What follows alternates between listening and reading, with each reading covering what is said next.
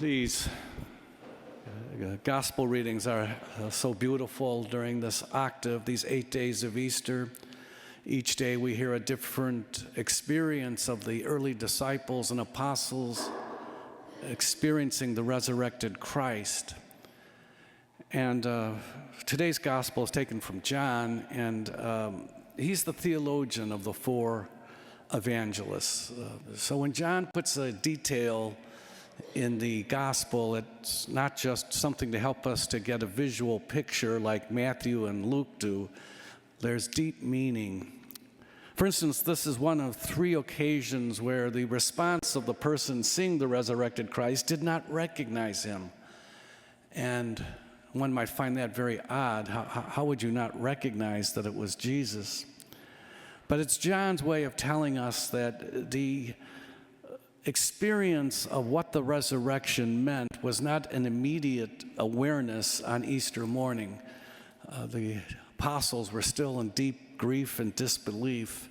It would take a long time before they would be able to wrap their heads around the concept that Jesus had risen from the dead. In Judaism, there was not a sense of an afterlife.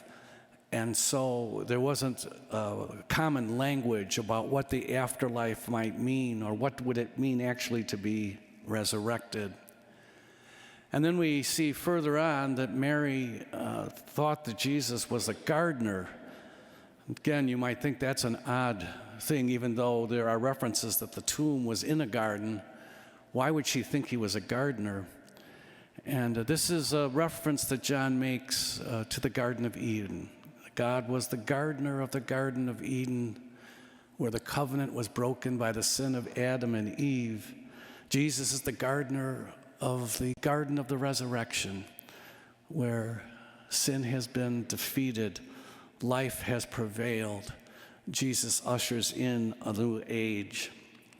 Mary Magdalene is often called the apostle to the apostles because she's the one first foot in the tomb, the first one to enter the empty tomb, and the first one to proclaim that the Lord was risen as she hurried back to Jerusalem to share with the disciples and the apostles that she had seen the resurrected Christ. In Rome, there's a beautiful church called St. John the Baptist. It sits on the Tiber River, and this is the Church of the Florentines. People living and working in Florence, this is their parish church. And there are many famous artists and sculptors and influential people buried in this church, all originally from Florence. But that's not what the church is famous for. The church is famous for a relic they have, a relic that's just to the east of the sanctuary. It's a relic of the foot of Mary Magdalene, and the inscription in Latin is the first foot inside the tomb. The church has always had a great reverence for Mary Magdalene, this first proclaimer of the risen Christ. It's when Jesus calls her by her name that she realizes that it is Jesus. Again, this is a reference of John to the fact that the good shepherd knows his flock, and the flock know him. The lambs know the voice of the shepherd. And the minute he uses her name, she connects, this is the Lord, the risen one.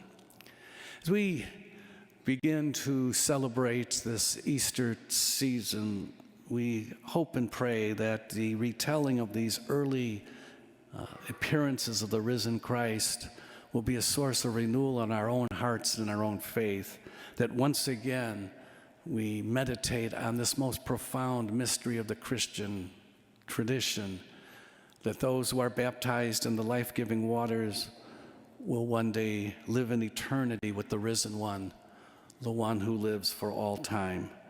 May this foundational belief of our Christian church continue to inspire us to holiness and to courage. Thank you for joining us today. Our digital ministry provides a valuable service to parishioners and visitors alike. How wonderful that we can share God's Word, the celebration of the Eucharist, and other important words and events with those who may not be able to be with us in person. If you would like to support this effort, please go to olphglenview.org, click on the gold donate button, and then the Sunday giving icon to make a contribution on our secure online giving portal.